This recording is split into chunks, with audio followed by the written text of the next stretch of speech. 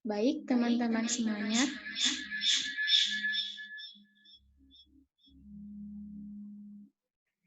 Bismillahirrahmanirrahim. Assalamualaikum warahmatullahi wabarakatuh. Waalaikumsalam warahmatullahi wabarakatuh. Selamat malam semuanya. Selamat datang di penyuluhan KB Remaja. Dan terima kasih telah menyempatkan waktunya, meluangkan waktunya untuk mengikuti penyuluhan KB Remaja pada malam ini. Di sini saya Siti Fatona sebagai moderator akan membacakan susunan acaranya. Yang pertama pembukaan, yang kedua penyuluhan KB Remaja, yang ketiga foto bersama, dan yang keempat penutupan. Untuk mengefisienkan waktu, marilah kita buka penyuluhan KB Remaja ini dengan membaca Bismillah bersama-sama. Bismillahirrahmanirrahim. Untuk yang kedua, langsung saja pada kegiatan inti yaitu penyuluhan KB Remaja. Maka dari itu, saya persilahkan kepada Saudari Zahra Anissa.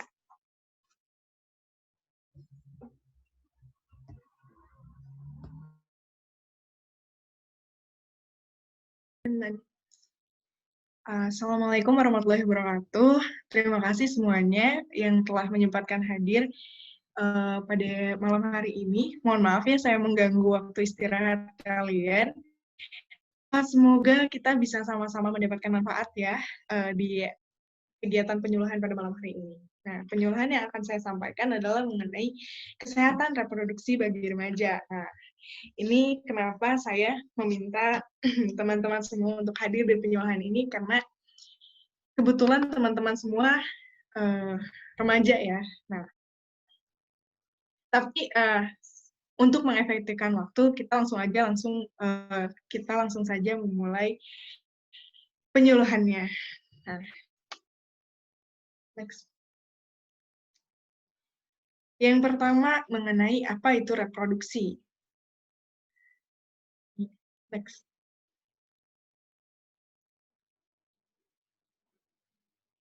Oke, teman-teman, reproduksi itu secara bahasa merupakan kembali membuat. Nah, terdiri dari dua kata, re dan produksi. Nah, dalam konteks biologis, reproduksi adalah suatu proses kehidupan manusia dalam menghasilkan keturunan demi kelestarian hidup. Selanjutnya adalah definisi mengenai Selanjutnya definisi mengenai kesehatan reproduksi. Kesehatan reproduksi ini tidak hanya membahas mengenai tidak hanya membahas mengenai diri itu bebas secara tidak sakit atau tidak, namun diri ini secara baik fisik, mental, dan sosialnya secara utuh. Nah, bisa kalian lihat lebih jelasnya di PPT-nya ya. Ruang lingkup kesehatan reproduksi remaja. Nah, ruang lingkup ini merupakan ruang lingkup yang umum, lebih luas gitu, maaf. Nah, adapun ruang lingkup itu antara lain pencegahan dan penanganan infertilitas, kanker pada usia lanjut, dan osteoporosis, berbagai aspek kesehatan reproduksi lain, misalnya kanker sertik, mutilasi, genetilia, dan fistula. Nah, kebetulan kita tidak akan membahas semua ini, namun masih dalam koridor ini. Selanjutnya, siapa itu remaja? Nah, remaja itu adalah di fase di mana kalian peralihan dari anak-anak menuju ke dewasa. Nah, sebetulnya fase kehidupan itu ada anak-anak, dewasa, dan lanjut usia. Nah, remaja ini merupakan peralihan gitu. Nah, usianya rentan 10 sampai 19 tahun. Itu menurut WHO. Menurut Undang-Undang Perlindungan Anak 23 tahun 2002 itu usia 10 sampai 18 tahun. Nah, remaja ini juga dibagi dalam 3 masa. Nah, masanya bisa kalian lihat ya, ada remaja awal, remaja tengah, remaja akhir.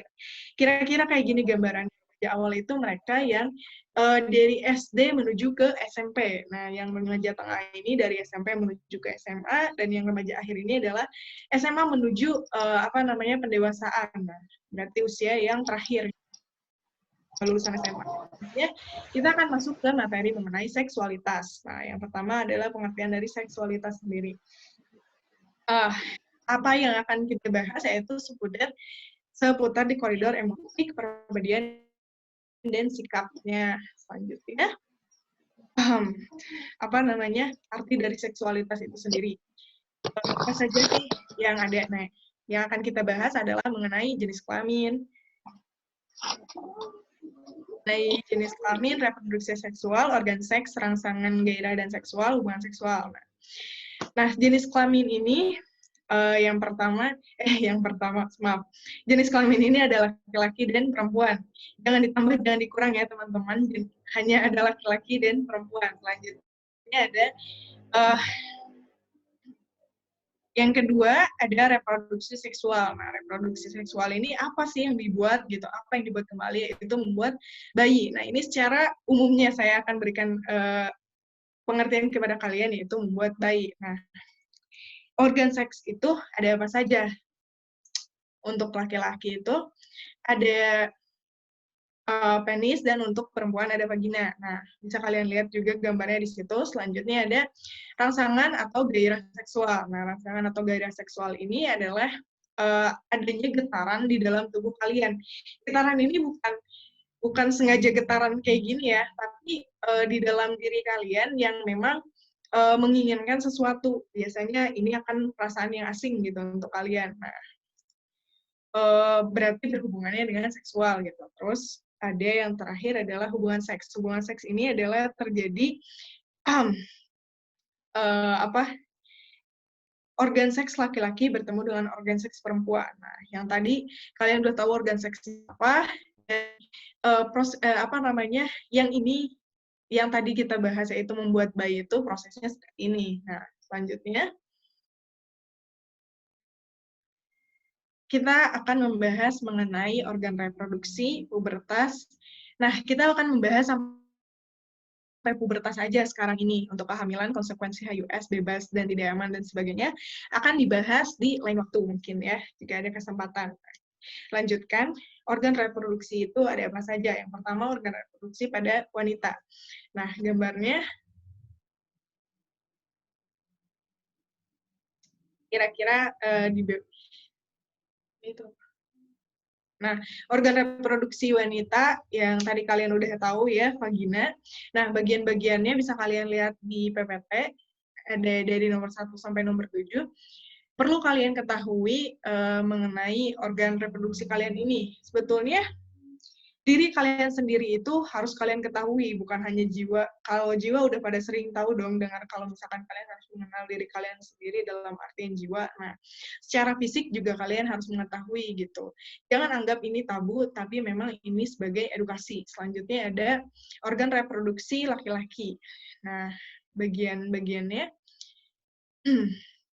1 sampai 10 bisa kalian lihat. Kenapa saya cuma bahas sekilas? Karena memang secara lebih jelasnya kalian bisa pelajari di sekolah gitu tentang fungsi dan bagaimana cara kerja dari organ-organ itu sendiri. Soalnya kalau misalkan saya bahas akan terlalu panjang ya. Selanjutnya ada mengenai ereksi dan ejakulasi. Nah, ini yang terjadi pada laki-laki. Lanjut aja langsung ke bawahnya. Nah, ereksi ini apa sih? Ereksi ini adalah pengerasan atau pembesaran pada penis ketika pembuluh darah di penis dipenuhi dengan darah. Ereksi bisa terjadi karena rangsangan seksual, dan ketidakmampuan ereksi lebih dikenal dengan sebutan impotensi. Nah, ini adalah gangguan penyakit yang terjadi pada organ seks laki-laki. Lalu ejakulasi itu apa? Ejakulasi adalah keluarnya air mani yang mengandung sperma melalui saluran kemih di batang penis. Ejakulasi ini terjadi secara alami, tidak disadari. Nah, ini disebutnya mimpi basah. Kalau misalkan disadari, atau itu terjadi dirangsang oleh diri sendiri, disebut onani. Nah, ini akan dibahas secara lebih lanjut bagaimana prosesnya di bawah. Nah, sekarang kita akan masuk ke pubertas. Pubertas ini terjadi pada laki-laki dan perempuan berbeda gitu. Nah, untuk untuk laki-laki itu usia kematangannya antara usia 10 sampai 13,5 tahun. Nah, sedangkan pada perempuan usia 10 sampai 18 tahun. Tapi usia ini bukan patokan ya, teman-teman. Kalau misalkan memang ada yang lebih cepat atau lebih lambat, itu masih terhitung normal gitu selama masa usia remaja. sampai 18 tahun. Nah, kurang lebih seperti itu bisa kalian baca ya di PPT-nya. Nah, selanjutnya ada rentan usia, kapan sih pubertas itu? Nah, untuk laki-laki ini sebenarnya lebih lambat dibanding perempuan. Jika perempuan itu dimulai usia 11 atau 12 tahun, laki-laki itu usia 13 sampai 14 tahun. Nah, tapi di akhirnya sama gitu, pada usia 17 sampai 18 tahun. Tapi lebih dari usia itu pun bisa dikatakan normal jika memang ada sedikit tanda-tanda jika memang tidak ada tanda-tanda perubahan sampai usia 20 tahun, mungkin ada sesuatu hal yang perlu diperiksakan gitu. Nah, selanjutnya ada pembahasan mengenai kenapa sih bisa ada pubertas ini. Nah, ini tuh perubahan kerja hormon. Hormon apa yang bekerja itu? Nah, hormon pada laki-laki itu ada hormon testosteron dan pada perempuan itu ada hormon estrogen, progesteron. Nah, ini kedua hormon ini adalah yang merangsang pertumbuhan pada laki-laki dan perempuan. Nah, selanjutnya ada perubahan secara psikologis. Perubahan secara psikologis sama baik laki-laki maupun perempuan. Nah, untuk perubahannya lebih sensitif. Nah, kenapa lebih sensitif? Karena memang kalian kan di masa peralihan nih, kalau misalkan remaja. Makanya perasaannya itu akan lebih sensitif, cenderung mudah tersinggung dan mudah marah, karena memang pada masa remaja ini kan lebih labil. Nah, ini juga berpengaruh pada pikiran kalian. Kalian akan berpikir irasional. Nah, irasional ini tidak sesuai dengan logika irasional ini. Ini salah satu contohnya itu suka menghayal gitu. Nah, berarti ini adalah hal yang umum terjadi di remaja. Selanjutnya, pikiran-pikiran irasional ini itu biasanya akan berpengaruh pada kalian dan memberikan tekanan yang sehingga membuat kalian stres. Nah, selanjutnya ada perasaan takut. Takut ini wajar dialami oleh remaja karena memang kan masa peralihan ini adalah dari anak-anak menuju dewasa. Kalian akan merasakan takut di mana kalian tidak mengenal dunia dewasa itu seperti apa gitu kan. Akan ada perasaan di mana kalian menduga-duga gitu dan kalian takut gitu kehidupan dewasa itu apakah akan menyeramkan itu atau enggak gitu. Nah, selanjutnya ada perasaan ingin mandiri. Meskipun kalian takut, tapi kalian memiliki ego ingin lepas gitu dari bayang-bayang orang tua, karena memang kan proses peralihan dari anak-anak menuju ke dewasa gitu. Nah, ada perasaan ingin mandiri. Selanjutnya ekspresif. Ekspresif ini karena kalian saat anak-anak itu akan cenderung lebih merasakan perasaan yang memang disetting gitu, perasaannya kayak orang tua menginginkan hal yang seperti ini, maka kalian akan merasakan seperti itu. Sedangkan saat remaja, kalian akan merasakan hal-hal yang lebih baru gitu, tidak disetting lagi. Jadi kalian akan lebih lebih bebas untuk mengungkapkan ekspresi kalian. Selanjutnya ada selalu ingin tahu kehidupan remaja itu kan kehidupan remaja adalah proses kalian peralihan gitu dari anak-anak menuju dewasa, dan banyak hal yang akan terjadi sehingga kalian ingin tahu. Nah, rasa ingin tahu ini harus dipenuhi dengan cara yang betul ya, jangan dengan cara yang salah gitu. Kalian harus mengedukasi diri kalian sendiri bagaimana kalian memenuhi rasa ingin tahu itu. Selanjutnya ada pembahasan mengenai mimpi basah. Nah, ini yang tadi kita lewat pembahasannya, dilanjutkan di sini. Nah, mimpi basah ini kayaknya kalian udah tahu dong kalau misalkan kalian mimpi ngompol dan beneran basah di kasur, itu bukan mimpi basah ya namanya. Nah, keluarnya cairan sperma ketika tidur, nah itu bisa baru dikatakan mimpi basah. Kok bisa kayak gitu? Nah, jadi pada siang hari, jadi selama testis itu memproduksi sperma setiap hari. Nah, sperma itu ditampung, kemudian saat penuh terjadi ejakulasi. Nah, jika memang tidak sadar, itu dikatakan mimpi basah saat keluarnya. Nah, kalau misalkan sengaja, itu masturbasi. Tadi yang dikatakan rangsangan sendiri. Nah, selanjutnya ada fakta dan mitos dari Fakta dan mitos dari apa namanya? Fakta dan mitosnya dari pubertas laki-laki. Nah, dari mimpi basah, maaf. Nah, semua laki-laki akan mengalami mimpi basah ketika pubertas. Itu fakta. Bila ereksi tidak selalu harus ejakulasi, itu juga fakta. Bila tidak mimpi basah, tidak normal. Nah, ini bisa ini dikatakan mitos. Kenapa bila tidak mimpi basah tidak normal? Karena memang yang tidak mimpi basah itu bisa dikatakan normal. Jika misalkan masih pada rentang usia 18 tahun, itu masih dikatakan normal. Nah, atau mungkin ada mereka yang tidak sadar gitu, saat malam hari, nah pas siang hari gitu, ternyata tidak ada perubahan sama sekali, padahal polanya misalkan sedikit. Nah, terus ada juga yang teralihkan gitu, mereka yang aktif biasanya akan teralihkan gitu kan. Jadi kenapa bisa terjadi mimpi itu adalah saat fantasi seksual kalian tidak bisa tidak bisa terrealisasikan, makanya terjadi mimpi basah gitu. Nah, kalau misalkan mereka yang punya hobi atau misalkan kegiatan-kegiatan yang padat di siang hari, nah fantasi seksualnya itu akan teralihkan sehingga tidak terjadi mimpi basah. Nah, itu berarti yang tidak mimpi basah itu normal. Nah, selanjutnya bila tidak mimpi basah, penis meledak. Nah, ini mitos ya teman-teman, karena ya konsepnya bukan kayak petasan. Selanjutnya ada penis membesar bila ditarik-tarik. Nah, ini juga mitos karena memang konsepnya nggak sama balon ataupun plastik. Yang terakhir adalah yang mimpi basah hanya anak nakal. Nah, ini juga mitos karena memang mimpi basah ini tidak berhubungan dengan kepribadian kita. Nah, selanjutnya ada menstruasi. Nah, menstruasi ini adalah pelepasan darah dan cairan encer dari uterus menuju vagina. Nah, bagaimana prosesnya? Yang pertama adalah terjadinya Yang pertama prosesnya penebalan dinding rahim. Nah, bisa kalian lihat di gambar di situ ada yang merah. Nah, itu adalah proses penebalan dinding rahim. Selanjutnya pelepasan sel telur yang telah matang menunggu untuk dibuahi. Nah, jadi dinding rahim ini setelah tebal itu menunggu untuk dibuahi sel telurnya. Nah, selanjutnya bila tidak dibuahi, dinding rahim dan sel telur akan luruh.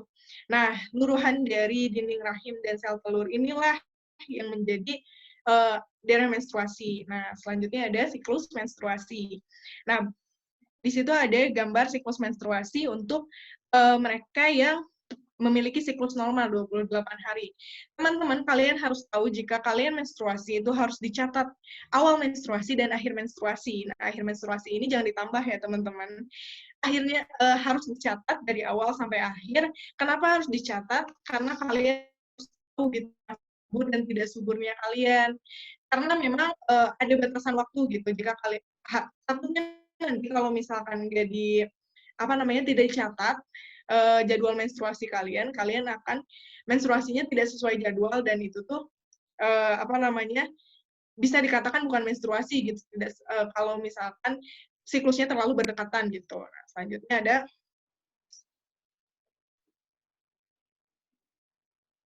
pernyataan tentang menstruasi. Nah, yang haid adalah perempuan kotor. Ini salah ya teman-teman. Darah haid itu bukan mitos kalau misalkan dikatakan itu darah kotor dalam tubuh gitu, hasil pencucian darah dalam tubuh itu salah gitu kan. Tadi kalian udah tahu kalau misalkan itu adalah keluruhan dinding rahim dan sel telur. Jadi perempuan yang haid bukan perempuan yang kotor. Selanjutnya ada sama haid tidak boleh cuci rambut, itu juga salah. Nah, kenapa? Karena memang saat haid katanya kan kalau misalkan keramas itu akan membuat pusing. Nah, itu memang benar kalian akan pusing karena itu merupakan ada hormon gitu, premenstrual gitu. Tapi kalian juga tidak diperkenankan untuk nggak cuci rambut karena memang kan nanti rambut kalian kotor. Kalau misalkan haid seminggu gitu, kalian nggak keramas seminggu, ya nggak diperbolehkan gitu. Nah, selanjutnya, jika haid jangan olahraga. Nah, ini juga mitos. Kenapa? Karena justru haid saat haid olahraga itu bisa bisa meningkatkan mood gitu untuk pengalihan gitu. Jadi saat haid olahraga itu boleh. Selanjutnya ada jika haid jangan makan yang asam. Nah ini juga mitos karena memang nggak ada gitu istilahnya saat haid itu nggak boleh makan makanan yang asam dan sebagainya. Nah selanjutnya ada kita udah sampai di penghujung materinya. Nah, tujuan dari kesehatan reproduksi. Kenapa tujuannya saya simpan di akhir adalah supaya kalian tidak misleading. Nah, sekarang kita akan merangkum peningkatan pengetahuan. Nah, jadi teman-teman, apa yang tadi saya sampaikan adalah usaha saya untuk memberikan edukasi kepada kalian, sama-sama juga mengedukasi diri saya sendiri. Nah, jadi tujuannya sama-sama untuk belajar. Nah, teman-teman, karena hal ini kan hal yang cukup tabu ya untuk dibahas di sekolah, maka dari itu saya mencoba memfasilitasi untuk menerangkan hal ini, karena kalian juga tidak bisa, harusnya kalian bisa menerima ini secara normal gitu, jika sekolah juga normal gitu kan, di sekolah ada penyuluhan secara langsung gitu seperti ini. Nah, yang kedua adalah perubahan perilaku kelompok. Perubahan perilaku kelompok adalah kalian dan teman-teman kalian di lingkungan kalian gitu. Perubahannya itu adalah karena kalian sudah menambah pengetahuan kalian, jadi ada hal yang baru yang kalian dapatkan, jadi ada perubahan yang terjadi dalam kalian dan kelompok kalian. Nah, seperti itu.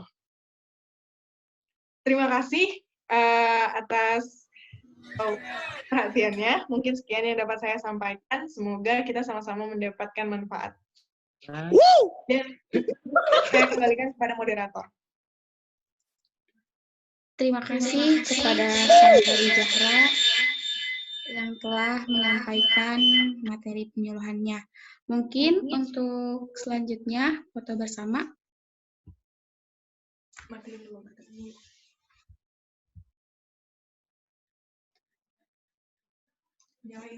Dipersilahkan kepada seluruh peserta untuk menyalakan kameranya. Udah dari tadi. Udah nyala. Sesi foto bersama. Oh, bersama, foto bersama,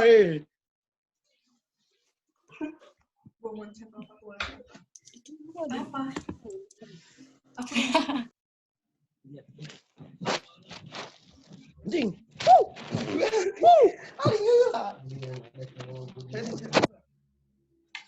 Aduh. Baik, silahkan untuk yang belum menyalakan kameranya agar segera. Baik, yang pertama kita formal terlebih dahulu. Teh, mukanya nggak kondisi teh. 1, 2, 3. Bah. Untuk yang kedua, kita salam genre.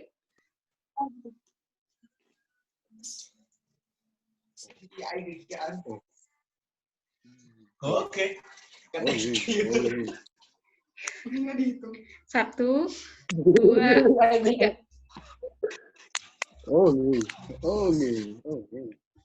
Dan terakhir, apa sih? Berencana itu keren.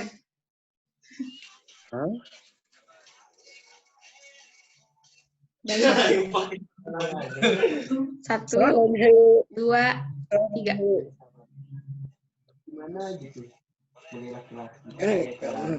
Terima kasih kepada seluruh para hadirin.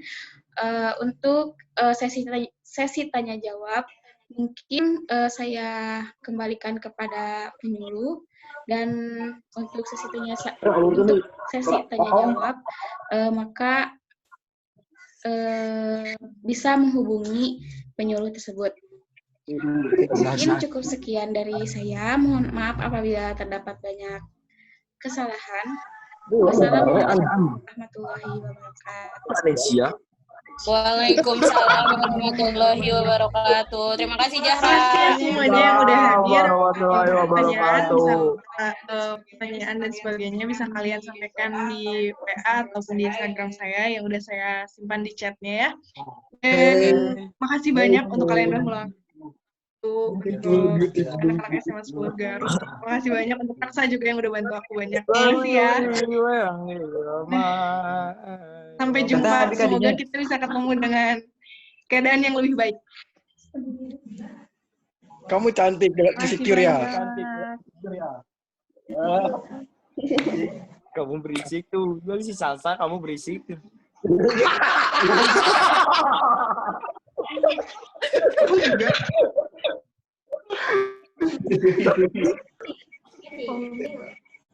Sampai jumpa.